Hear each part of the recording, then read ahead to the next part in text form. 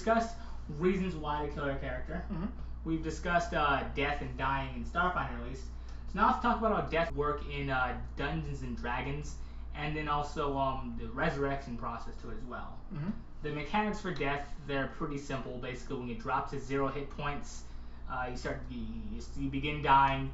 You make a death save, which is you roll a d20, and if you get below a 10, that counts as a failure. Above a 10, that counts as a success.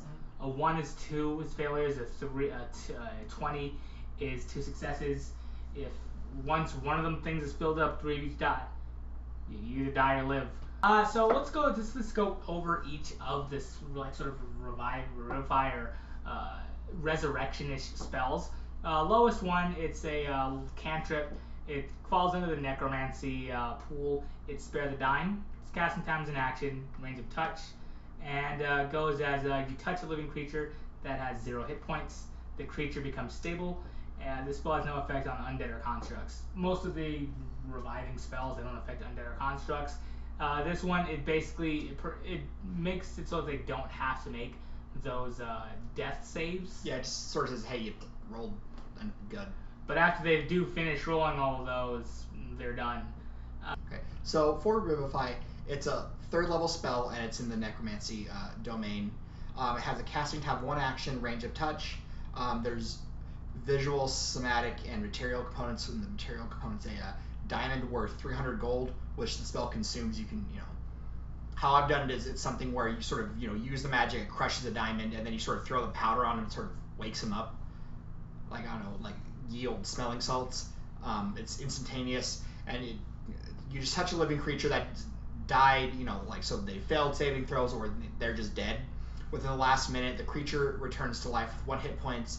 The spell can't return a creature to life that has died of old age or can't restore missing body parts. So it's one of those things where if they died because, I don't know, their leg got cut off and the femoral artery did its thing where it pumped all the blood but out of their body, they'll probably just have a stump. Won't reattach the leg. If their head got cut off, they're gonna be just a head, and they're gonna have all the lifespan of a decapitated head. So higher up there on your resurrection spell list is Raise Dead.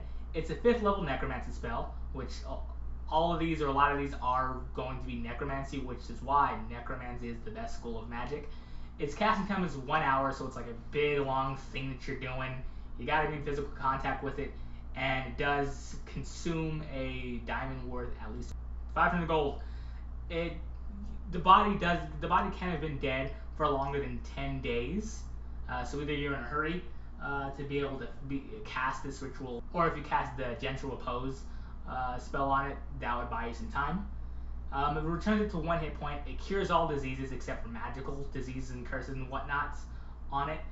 And it closes all mortal wounds, but it doesn't restore body parts. So if you lose that leg, you sort of socket it next to it, and that leg will be back, but it doesn't grow a new leg or tail if you're a tiefling.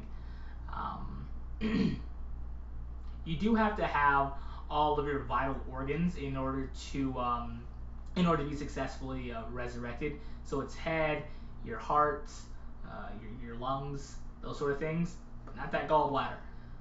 And the target does take a -4 penalty to all attack rolls and saving throws every time it just sort of work. I've been brought back from death and it hurts. Every time you finish a long rest, this penalty is reduced by 1 until it disappears. No, it's kind of like if you've been sick for a while, and then you go back to the gym, you're kind of like, oh man, I can't lift as much as when because I took that 2 or 3 week break from going to the gym because I've been sick. Yeah. So the other 5th level sort of resurrecting spell is actually outside of the necromancy archetype. It's Reincarnate. Again, it takes an hour to do. It is done by druids, and you have to be touching them. It does consume 1,000 gold coins, but it's a little bit better, whereas you just have to be touching a piece of them, a finger, an ear, a tongue, so on. And what it does, you roll on this nice little chart that it has here for your races, and they come back to life as that creature. you don't take the you don't take the penalty to damage or anything like that. But if you're human, which is the best race, you do have to work on coming back as a dirty knife. You're a if you roll bad. I mean, you could also come back as a human, like, woo, still a human. Yeah. That goes over the 5th level resurrection spells. So the next one is Resurrection. It's a 7th level necromancy spell, and it can be either learned by either bards or clerics. It has a casting time of an hour, range, touch, visual, somatic material, diamond worth 1,000 gold pieces. Resurrection works a lot like Raise Dead, only it's a little bit better. You touch the creature that, the time that they can be dead is, they can't be dead for more than 100 years. So if your party is taking 100 years to raise, someone from the dead, just roll a new character sheet. And the soul has to be willing and free to return to life. It returns with all its hit points. Like Raise Dead, it neutralizes all poisons and natural diseases, but curses or magical diseases, nah. It does restore body parts, so if they're missing a leg, they get their leg back. Or you still get the -4 to attack and saving rolls and ability checks, and they disappear by 1 for a day, so basically for 4 days they kind of suck. And if the creature's been dead for longer than a year, it taxes you a lot. It's really tiring. You really gotta pull them back from gotta throw that heaven rope. And you can't cast spells again until you finish the long rest, and you have disadvantage on all attack rolls, ability checks, and saving throws. And finally, there's True Resurrection, which is a level 9 necromancy spell, which can be learned by clerics or druids. It has a casting time of an hour, range of touch. The components are everything. You sprinkle holy water and diamonds worth at least 25,000 gold points, which the spell consumes. So there's some like Evian holy water. And this one, you touch a creature that has been dead for no longer than 200 years, and they can die for any reason except for old age. The creature's soul is free and willing.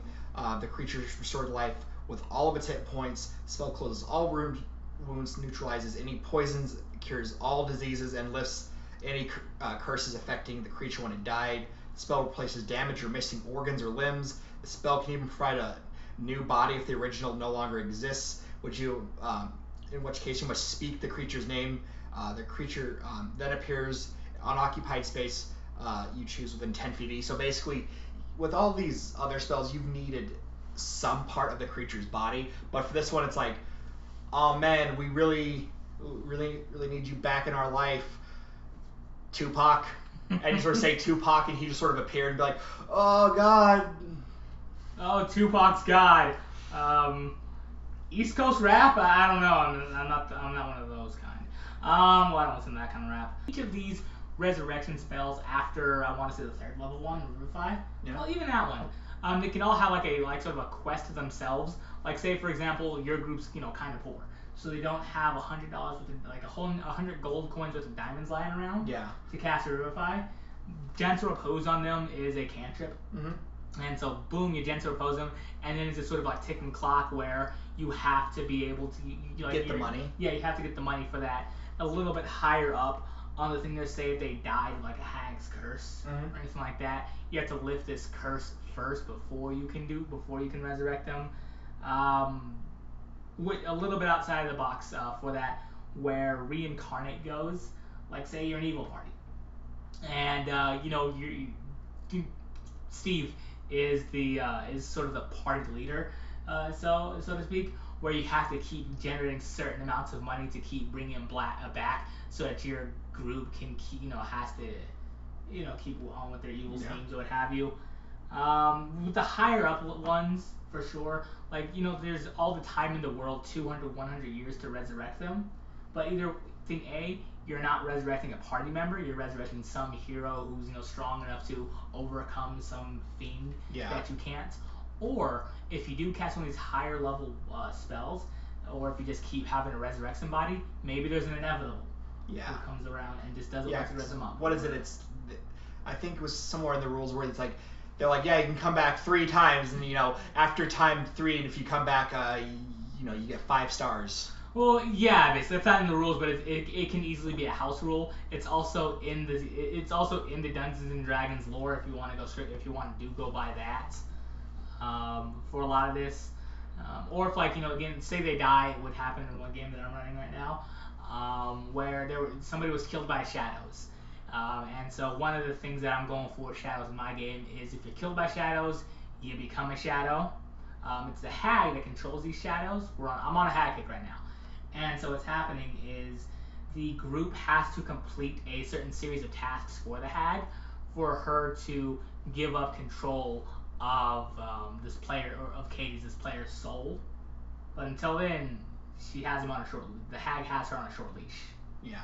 Well, another thing, because it's talking about it has to be free and willing. One thing you could not do for some flavor, texture, some spices. You do something where maybe the person who died is a warlock, and maybe their patron was a demon, and depending on how they set up their thing, maybe it was something where it's like, okay, as long as I'm living, it's gonna be real cool, but once I die, I have to go to the bad part of Detroit when I die, and and if you're trying to cast resurrection, they're willing, like they're like, oh God, I don't want to be whipped with, I don't know, orphan tears or something, like I don't want to be whipped with my own bad memories or whatever sort of hell punishment they got going on. But the demon is saying, no, listen, it's mine. Here's in writing. Devil. Oh yeah, sorry. Demons can't read. They're just like, war forever, and they're just massing things up demons. Well, I mean, they'll be like, it's like, as you can see in the contract, just someone's skin that they've just sort of scratched on or whatever. It doesn't have any words on it. It's just well, it's like a hillbilly, of one of demon or devil. So they just have like an X between devils and demons. Yeah, it's where the devil's like, oh look, I have this contract, and section 4, paragraph 2, it clearly states that where the demon, it's just just like an X, or it's like, I made my mark. Yeah. Yeah, maybe something where if like a certain kind of warlock, they're willing to be resurrected, but they're not able. So maybe you have to like make a deal with this sort of devil and be like, hey, so we gotta go do this, or we gotta do some sort of thing. You gotta do like a double favor or something. Or in contrast, what if they're able but they're not willing? It's like, Chelsea, she died, but she went to heaven because she was pretty good, and she just doesn't want to get stabbed at anymore, or set on fire in Life and Adventure. You guys got this. It's fine. I'm here now. Yeah, it's like, or like if if one of your, again, I don't need to keep bringing her up, but if one of your if you're trying to resurrect somebody and you're pulling Susan on them, or it's like you're killing them to prove that not even death can save you from me. Well, no, death's the only respite I have to not be tortured forever, then brought back, and then tortured some more. She's a good cleric, by the way.